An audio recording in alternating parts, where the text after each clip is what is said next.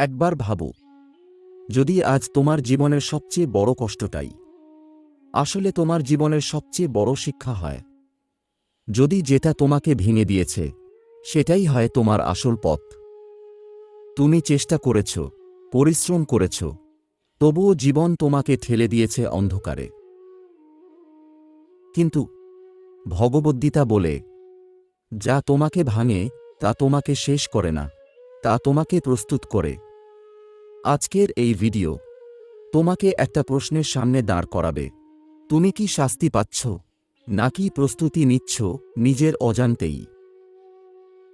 আমরা সবাই একসময় এই প্রশ্নটা করি, আমার সাথেই কেন এমন হয়? অন্যরা এগিয়ে যাচ্ছে আর তুমি বারবার পিছিয়ে পড়ছ। একটা স্বপ্ন ভাঙে, একটা সম্পর্ক শেষ হয়, একটা সুযোগ হাতছাড়া হয়, আর আমরা ভাবি, ভগবান কি আমাকে দেখছেন না? কিন্তু গীতা বলে, দুঃখ মানে শাস্তি নয়, দুঃখ মানে রূপান্তর। যে লোহা আগুনে পোড়ে না সে কখনো তলোয়ার হয় না, আর যে মানুষ ভাঙে না সে কখনো শক্ত হয় না।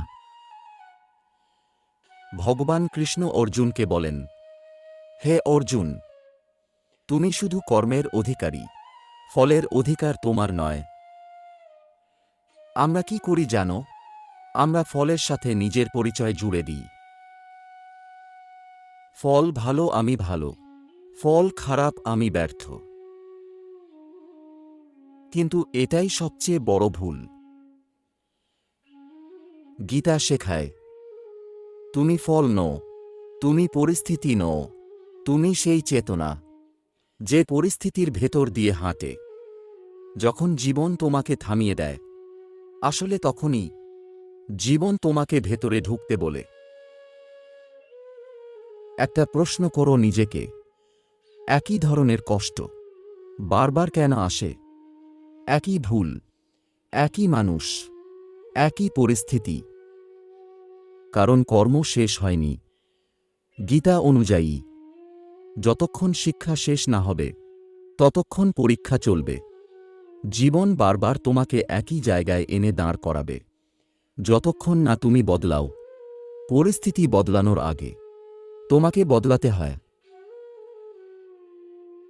যেদিন তুমি ভেঙে পড়েছিলে সেদিনই হয়তো তোমার অহংকার ভেঙেছিল। যেদিন তুমি হারিয়েছিলে সেদিনই হয়তো তুমি শিখেছিলে ধৈর্য। যেদিন সবাই ছেড়ে গিয়েছিল সেদিনই হয়তো তুমি নিজের সাথে পরিচিত হয়েছিলে। ভগবান কখনো তোমার কাছ থেকে কিছু নেয় না কিছু দেওয়ার আগে, কিন্তু আমরা শুধু নেওয়াটাই দেখি। আজ যদি তুমি কষ্টে থাকো, একটা কথা মনে রেখো, তুমি ভাঙছ না, তুমি গড়ে উঠছ। তুমি হারছ না, তুমি প্রস্তুত হচ্ছ। যে মানুষ সহজ পথে বড় হয় সে ভেঙে পড়ে সহজেই, আর যে মানুষ কষ্টের ভেতর দিয়ে গড়ে ওঠে সে অটুট হয়।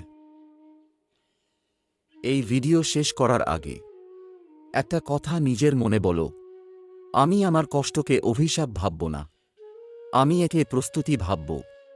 কারণ যা তোমাকে ভাঙে সেটাই একদিন তোমাকে তৈরি করে তোমার আসল রূপে। হরে কৃষ্ণ। Enlighten mind.